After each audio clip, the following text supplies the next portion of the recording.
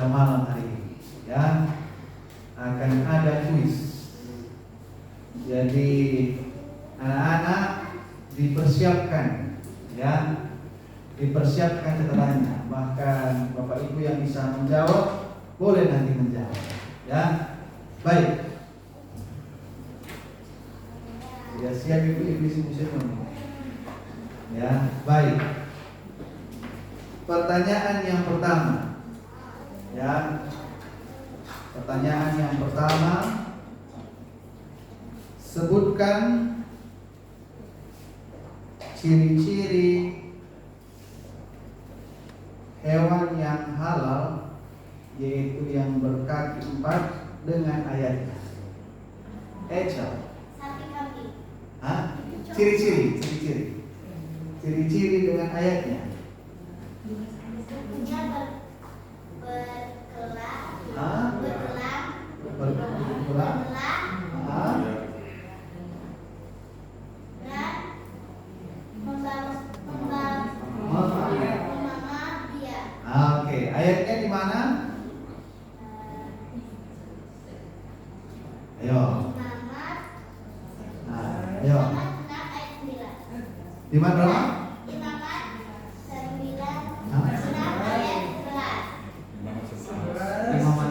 Ulangi. Imamat ayat.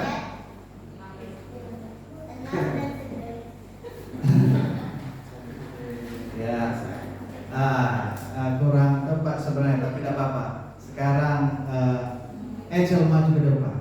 Ya, ayatnya itu Imamat 11 ayat 2 dan 3. Ya, tapi kurang lebih sudah bisa menjawab. Ya,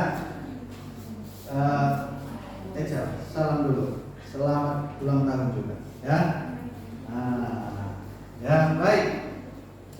Pertanyaan yang kedua. Pertanyaan yang kedua,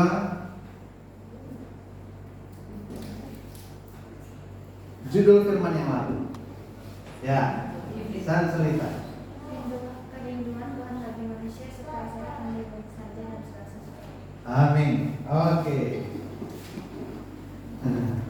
Selamat untuk San Selita.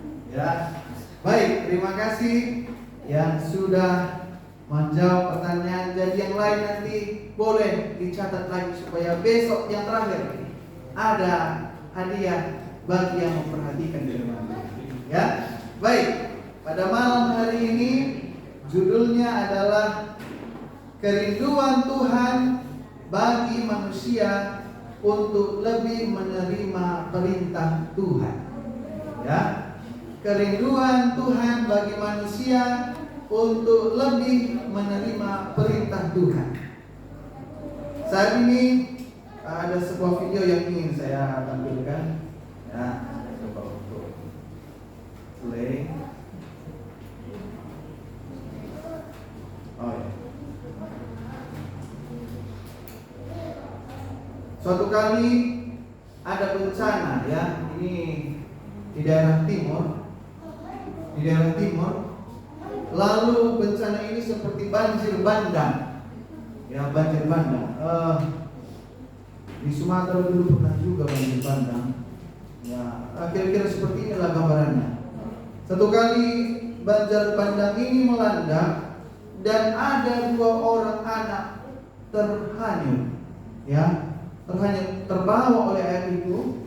Lalu ketika dilihat oleh bapaknya, pada saat itu dia langsung respect lalu mengejar ke tengah itu. Ya, kira-kira seperti ini ya.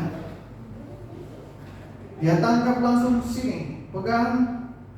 Dan pada saat itu bapaknya mencoba untuk membawa mereka untuk minggir. Ya, ini sudah menunggu semua, cuma saya perhatikan seperti melihat saya semuanya, tapi inilah yang terjadi.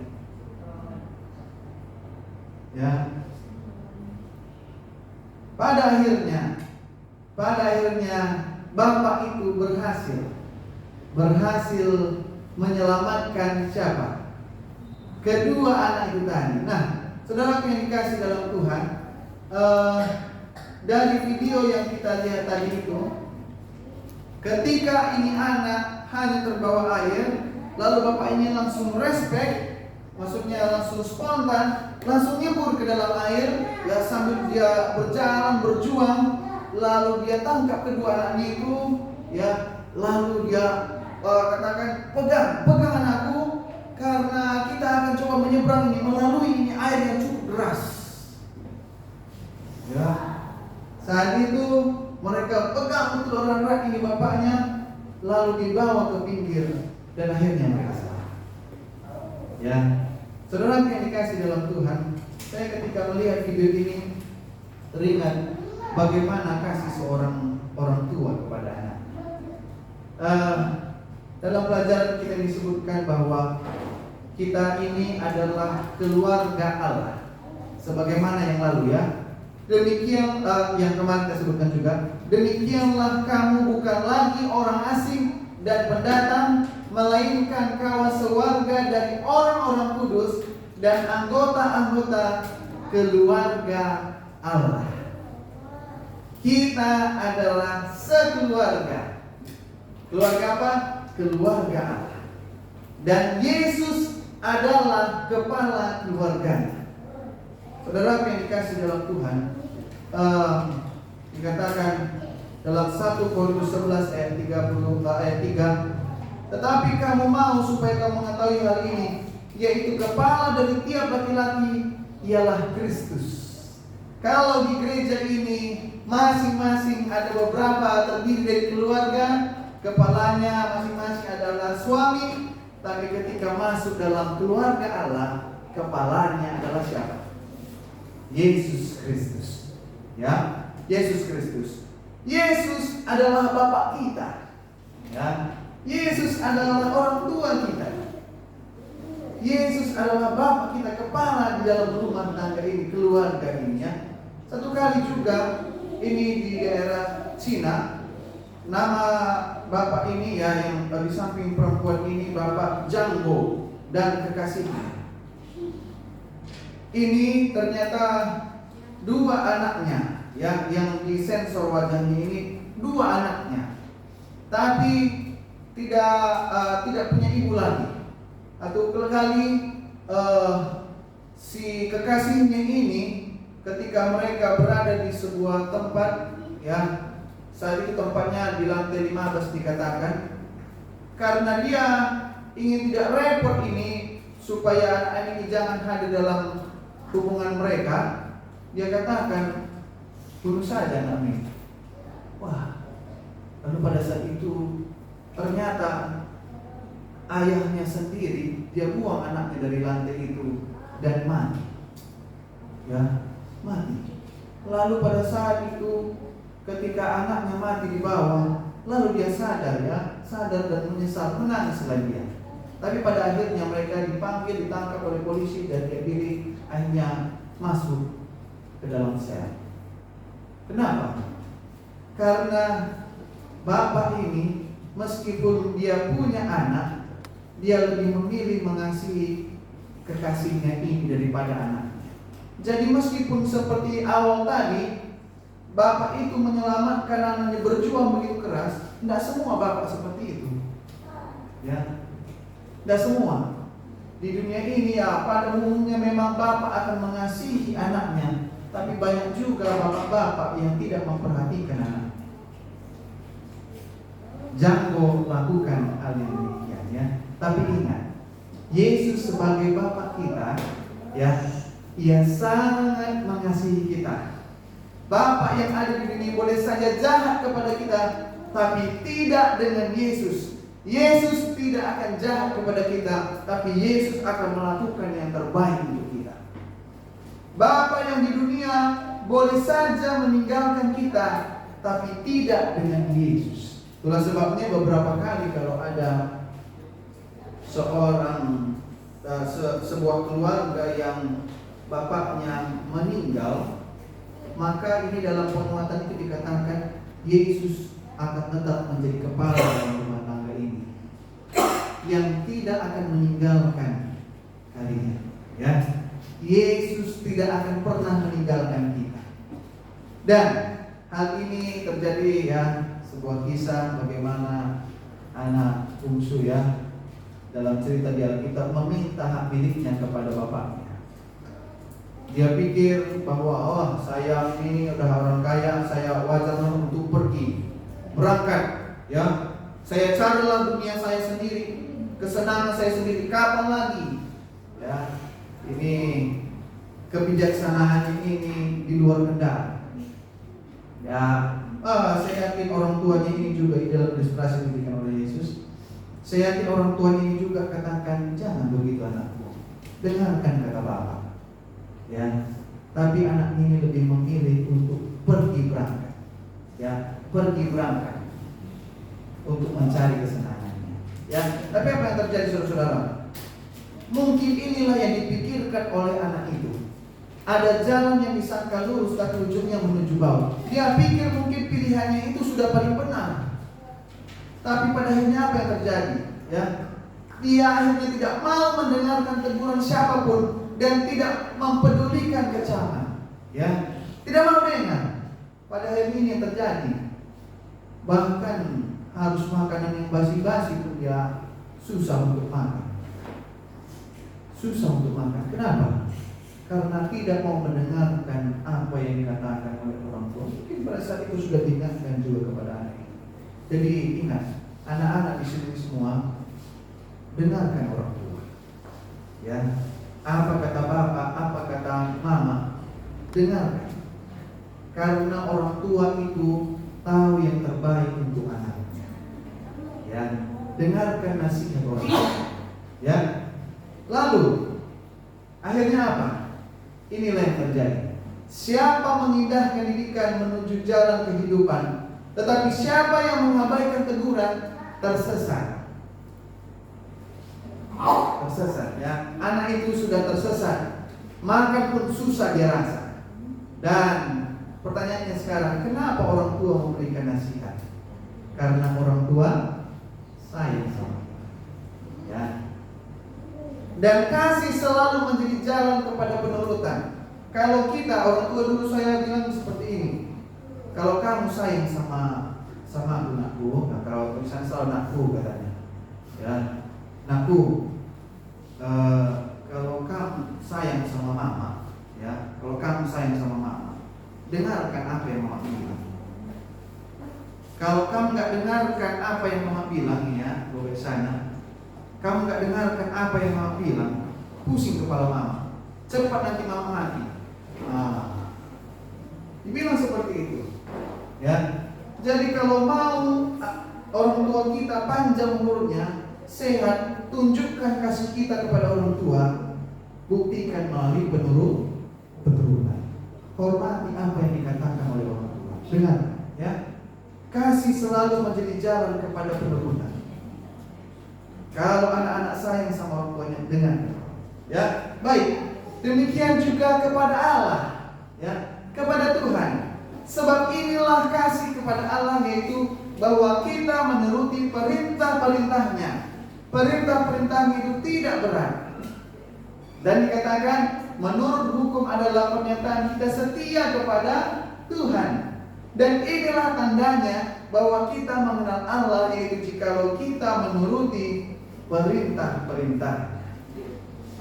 Tetapi barang siapa menuruti firman-Nya, di dalam orang itu sungguh sudah sempurna kasih Allah. Dengan itulah kita ketahui bahwa kita ada di dalamnya. Ya, sama seperti hal ini saudaraku, kalau kita sayang, kasih kepada Tuhan kita harus buktikan melalui penurutan. Ya, baik. Pada saat itu Tuhan memberikan perintah kepada bangsa Israel di gunung apa? Di gunung Sinai. 10 perintah. Mari kita lihat ya, kalau ada kitabnya boleh buka Keluar 20 ayat 3 sampai 17. Tuhan kasih ini peraturan, ya. Yang pertama dia katakan, jangan ada padamu Allah lain di hadapanku. Inilah hukum pertama. Yang kedua, jangan membuat bagimu patung yang menyerupai apapun. Jangan sujud menyembah kepadanya atau beribadah kepadanya. Lalu selanjutnya, yang ketiga, jangan menyebut nama Tuhan Allahmu dengan sembarangan. Ini boleh dicatat, siapa tahu besok dapat juga ini ya. Diingat ya. Lalu yang keempat apa? Ingatlah dan kuduskanlah hari Sabat. Lanjutnya dikatakan 6 hari lamanya engkau akan bekerja, tapi hari ke-7 adalah hari Sabat Tuhan Allahmu. Hukum kelima, hormatilah ayahmu dan ibumu, supaya lanjut umurmu di tanah yang diberikan Tuhan Allahmu kepadamu. Harus hormat kepada orang tua. Ya. Selanjutnya, jangan membunuh, jangan berzina, apalagi jangan mencuri. Lalu apa lagi? Jangan mengucapkan saksi dusta tentang sesamamu. Jangan bohong. Ya, jangan bohong. Lanjutnya dikatakan jangan mengingini. Diperjelas samamu, istrinya, ampanya laki-laki dan segala macamnya. Karena mulai dari mengingini biasanya orang akan berbuat jahat. Ya, tapi selanjutnya dikatakan satu-satunya bahagian Alkitab yang dituliskan oleh Yesus Kristus sendiri adalah 10 perintah ini. Ditulis oleh tangan Yesus. Ya, itu sebabnya hal ini membuat garis-garis penuntun kehidupan yang sangat penting bagi kehidupan kita. Penting ini ya. Baik. Mengapa Tuhan memberikan 10 hukum kepada kita? Kira-kira kenapa? Kenapa kira-kira? Dikatakan dalam pelajaran kita, karena itu penuntun menuju hidup yang bahagia dan berkelimpahan. Ya. Lalu yang kedua, untuk menunjukkan perbedaan yang benar dan yang salah. Itulah sebabnya diberikan 10 hukum. Lalu apa lagi? Untuk melindungi dari bahaya dan kesusahan. Ini mirip seperti peraturan lalu lintas ya, supaya jangan ini amburadul itu perjalanan kecelakaan kita tidak berbahaya ya. Diberikanlah peraturan supaya apa? Supaya selamat, aman-aman ya. Baik, itulah Tuhan memberikan 10 peraturan supaya kita dapatkan 3 hal yang tadi itu.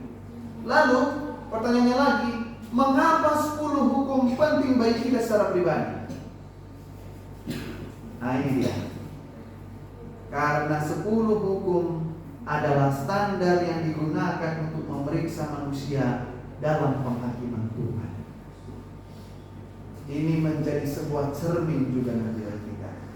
Sekarang pertanyaannya, karena ini sering menjadi isu ya, bisakah 10 hukum diubah atau dibatalkan? Tidak bisa katanya. Betul. Jawabannya tidak bisa. Lukas 16 ayat 17 katakan, lebih mudah langit dan bumi lenyap daripada satu titik dari hukum Taurat batal. Ya. Lalu Mazmur 89 ayat 35 katakan, aku tidak akan melanggar perjanjianku dan apa yang keluar dari bibirku tidak akan kuubah. Jadi tidak boleh diubah. Diganti 10 perintah Tuhan itu. Ya, Mazmur juga katakan, perbuatan tangannya ialah kebenaran dan keadilan, segala titahnya teguh, kokoh untuk seterusnya dan selamanya dilakukan dalam kebenaran dan kejujuran. Ya, jadi kalau ada yang bilang sudah berubah atau digantikan, Alkitab katakan tidak akan berubah. Kenapa?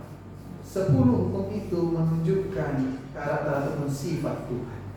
Ya, mari kita lihat. Ini dia 10 hukum tadi. Dalam 10 hukum ini terbagi atas 2. Ya, yaitu yang pertama kasih kepada Allah. Hukum yang pertama sampai keempat menunjukkan kasih kepada Allah. Ya, hukum kelima sampai yang ke-10 kasih kepada sesama manusia. Jadi dasar dari 10 hukum itu adalah kasih. Kasih kepada Allah, kasih kepada manusia. Itulah sebabnya boleh baca ini ya, sama-sama kita baca 1, 2, 3. Kasihilah Tuhan Allahmu dengan segenap hatimu dan dengan segenap akal budimu. Itulah hukum yang terutama dan yang pertama. Lalu Yesus berkata, dan hukum yang kedua sama dengan itu ialah kasihilah sesama manusia seperti dirimu sendiri. Jadi ini yang Tuhan perintahkan. Sekarang ada yang bilang kalau Yesus sudah batalkan itu hukum, ya sudah batalkan. Benar nggak kira-kira? Bukankah Yesus sudah batalkan hukum ini? Jawabannya adalah bukan menghapus, tapi memperjelas maksud 10 hukum. Bagaimana contohnya? Kalau dikatakan jangan membunuh, ternyata diperjelas oleh Yesus, kalau kamu marah dan benci, itu sama dengan membunuh. Wah, sama dosa. Ya. Lalu kalau dibilang jangan berzina, tapi kalau kamu sudah berpikir kepada hal itu, kepada istri orang atau teman orang atau kepada yang lainnya, kamu juga sudah berzina secara pikiran. Jadi ternyata Yesus sudah perjelas, ya, bukan menghapus tapi memperjelas 10 hukum itu tadi, ya. Sekarang, bisakah kita melanggar satu saja dari 10 hukum dan menuruti 9 hukum lainnya? Jawabannya, Yakobus katakan, sebab barang siapa menuruti seluruh hukum itu tetapi mengabaikan satu bagian daripadanya, ia bersalah terhadap seluruhnya. Jadi tidak boleh diabaikan, harus diperjuangkan, ya, diusahakan supaya 10 hukum kita lakukan dengan baik, ya, dengan kuasa Roh Kudus tentunya. Nah, jika kita mengabaikan satu saja dari 10 hukum, maka seluruh hukum itu akan hancur. Itu karena itu sebagai mata rantai. Saya berpikir seperti ini. Bagaimana maksudnya kira-kira, ya? Contoh, kalau kita mengingini, ya, ketika kita mengingini, ya, apa yang kita pikirkan? Bisa saja yang masuk dalam pikiran kita mencuri. Setelah kita mencuri, kita berbohong. Setelah berbohong, mungkin kita bisa tusuk orang supaya jangan ketahuan. Begitulah kira-kira yang terjadi. Ya, jadi hati-hati, jangan mengabaikan. Tapi ada salah satu hukum yang mungkin diabaikan juga, bukan mungkin, dan banyak diabaikan oleh kekristenan. Apa itu? Soal hari Sabat. Ya, soal hari Sabat. Dia katakan seperti ini, tidak masalah itu soal hari itu. Hari yang mana aja sama kok. Yang penting hati kita datang sama Tuhan. Ya, mau kita ibadah hari Senin, mau kita ibadah hari Selasa, mau kita ibadah hari Jumat, hari Minggu, sama aja begitu. Bagaimana kalau kita menjawab seperti ini? Mari kita lihat apakah demikian adanya. Pada hari yang ketujuh apa yang dilakukan Tuhan? Berhentilah ia pada hari ketujuh. Lalu apa selanjutnya? Allah memberkati hari ketujuh itu dan menguduskannya. Ya, hanya inilah hari yang dia katakan memberkati dan menguduskan itu pada hari ketujuh. Dan ini dilakukan Tuhan pada hari ketujuh. Tuhan memberkati, menguduskan dan beristirahat pada hari ini. Jadi spesial ini, khusus ini, ya. Karena Allah sendiri mengkhususkannya. Bagaimana dengan Yesus? Apa Yesus juga lakukan hal itu? Ya, baca di sini siapa yang boleh baca, ya? Ibli baca coba, kencang suara. Lukas 4 ayat 16, ia datang ke Nazaret tempat ia dibesarkan dan menurut kebiasaannya pada hari Sabat ia masuk ke rumah ibadat lalu berdiri hendak membaca dari Alkitab. Ternyata Yesus juga memiliki kebiasaan datang ibadah pada hari Sabat ke gereja, baca Alkitab, ya, bahkan melakukan hal-hal yang berkenan di hadapan Tuhan. Bahkan spesialnya lagi, pada waktu hari Sabat Yesus tidak bangkit dari kuburnya. Ya, pada hari Sabat Yesus berada di kubur. ya, tidak melakukan rencana kebangkitan itu pada hari Sabat. Luar biasa ini ya. Lalu selanjutnya, apa firman Tuhan tentang menjaga kekudusan hari Sabat? Ini dia. Keluaran 20 ayat 8 sampai 11 katakan, ingatlah dan kuduskanlah.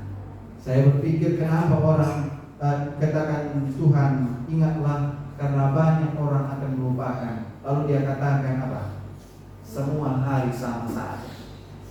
Ya, Yesus sudah palangkan itu. Tidak perlu lagi kita khusus-khusus itu. Itu hanya untuk orang Yahudi saja.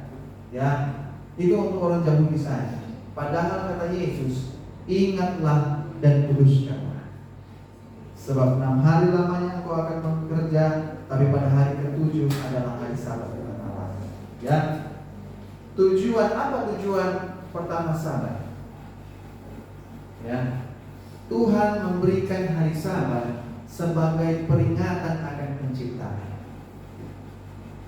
Diingat, oh ternyata yang menciptakan dunia ini adalah Tuhan. Hari Sabat. Ya. Lanjut. Ini yang dikatakan oleh orang-orang. Bukankah 10 hukum Allah sudah tidak berlaku lagi? Enggak lagi itu. Kan Yesus sudah mati di kayu salib. Kenapa kita harus lakukan lagi 10 hukum ini? Tapi kata Yesus apa? 10 hukum Allah tidak berubah selamanya, tetap berlaku. Seperti yang tadi itu ya. Pertanyaannya sekarang, apakah rasul-rasul juga menjaga kekudusan Sabat? Ya.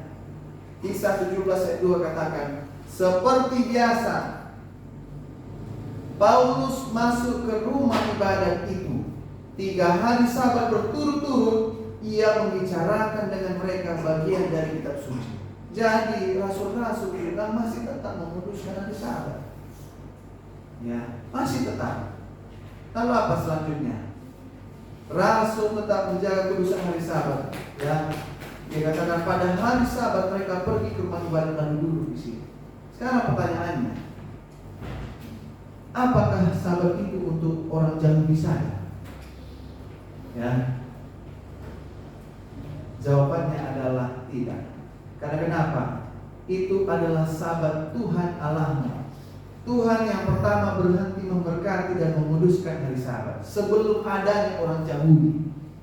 Ya, jadi bukan orang Yahudi yang menguduskan pertama itu.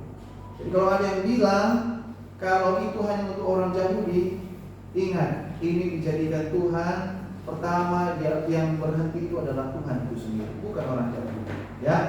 Nah, pertanyaannya lagi, apakah hari Sabat masih berlaku sampai sekarang? Ibrani katakan, Ibrani 4 ayat 9 sampai 10.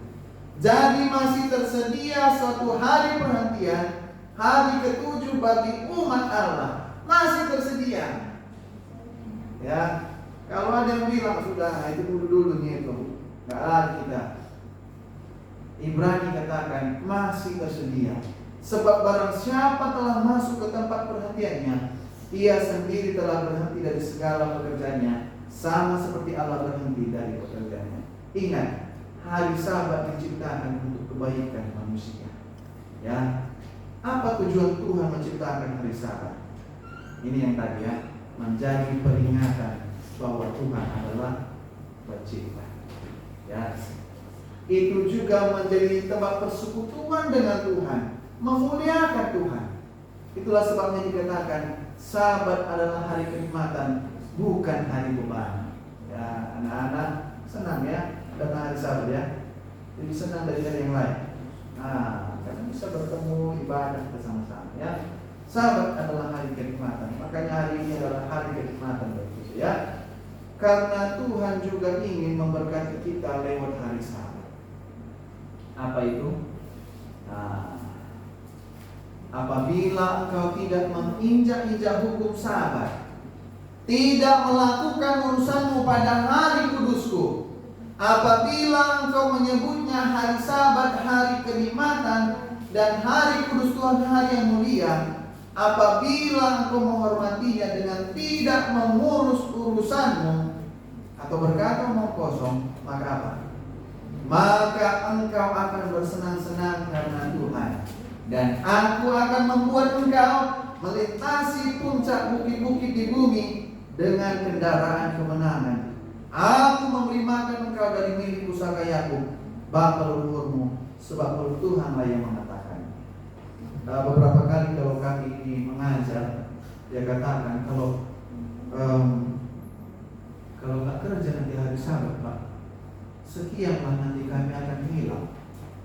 Ya, kalau contoh 100.000, ya 100.000 dia dapatkan satu hari dalam bekerja, maka kami akan kehilangan 100.000.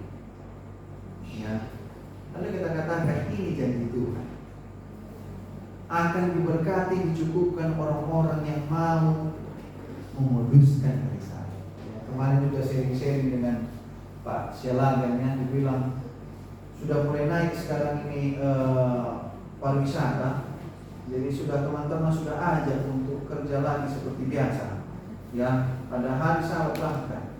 Tapi puji Tuhan, ya saya yakin kita juga semua kuat adanya ketika diajak-ajakan seperti itu lebih memilih untuk memuduskan hari Sabat. Ya ingat, kita harus mengutamakan Tuhan. Tuhan pun nanti akan mengutamakan kita. Ya baik, saudara dikasih oleh Tuhan. Hari apakah hari yang ketujuh ini? Hari Sabat ini. Hari apa? Dari mana kita tahu? Ini sebenarnya bahasa Ibrani mungkin agak sulit kita pahami. Tapi kalau nanti kita punya HP di rumah, bukan namanya KBBI, Kamus Besar Bahasa Indonesia yang secara online pemerintah punya, ini yang dijelaskan. Hari Senin adalah nama hari kedua dalam satu minggu.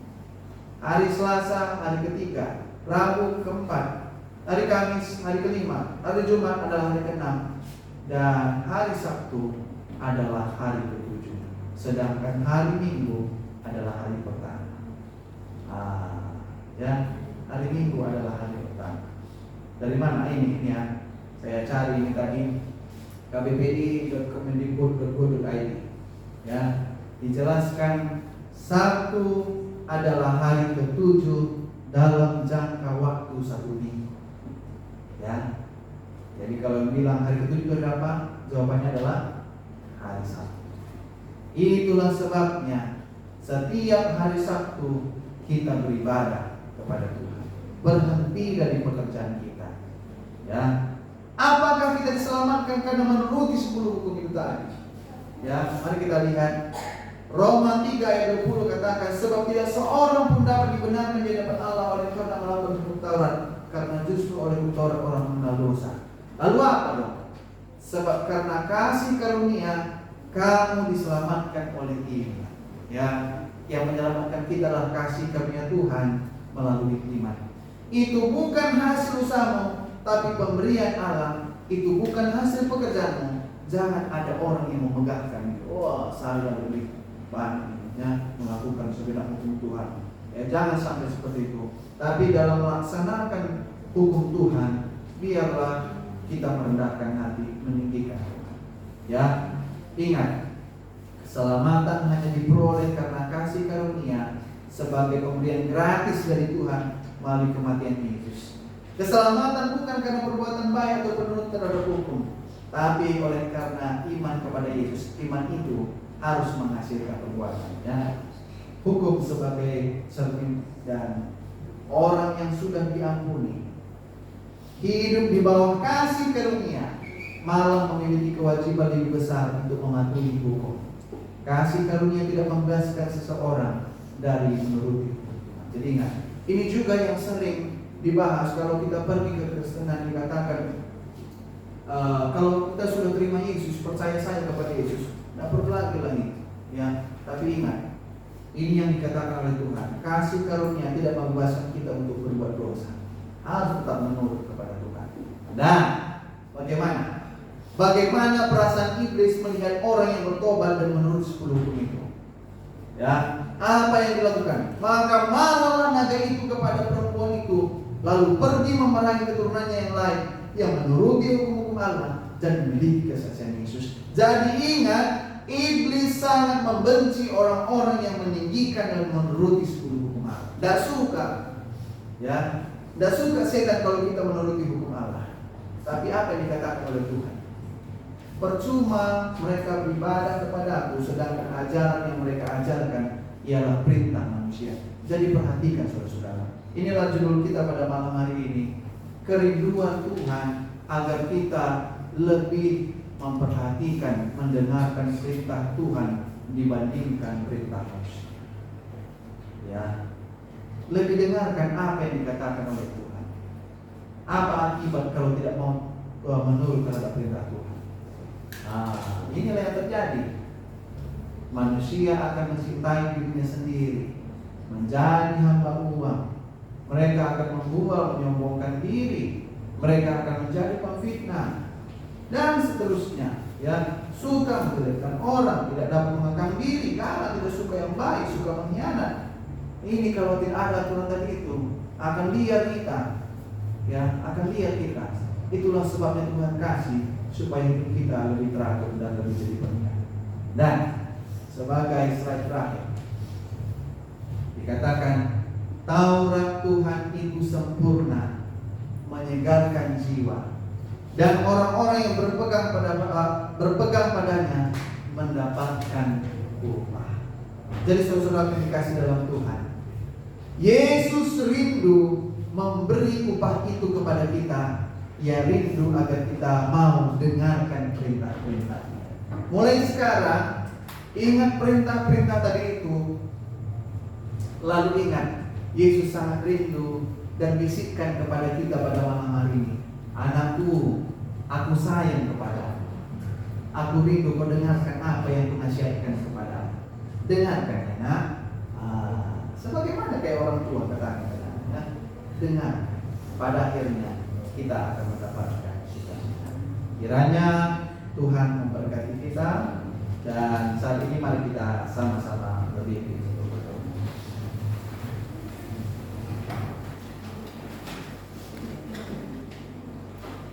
Mari kita berdoa. Bapa kami yang bertahta dalam kerajaan sorga, terima kasih banyak Tuhan. Tuhan sudah berkati kami melalui firman Tuhan. Sebagaimana Tuhan rindu supaya kami mau lebih mendengarkan Tuhan. Bantu kami Tuhan. Kerinduan kami itu besar adanya, tapi sering sekali kedagingan kami ini menarik kami untuk jauh, untuk menjauhkan diri dari perkataan-perkataan Tuhan. Tapi tolong kami Tuhan, supaya kami dapat menang melawan kedagingan kami, dan kami akan menuruti segenap perintah-perintah Tuhan. Terima kasih banyak Tuhan. Saat ini Tuhan, biarlah kiranya Tuhan memberkati masing-masing kami, memberkati setiap pergumulan kami, pergumulan jemaat ini. Biarlah kiranya Tuhan akan memberikan kelegaan kepada kami, sehingga yang terbaik Tuhan akan selalu berikan kepada kami. Terima kasih banyak Tuhan. Inilah untuk pertemuan kami pada saat ini, berkat dari surga Tuhan akan curahkan kepada kami. Di dalam nama Yesus kami berdoa. Amin.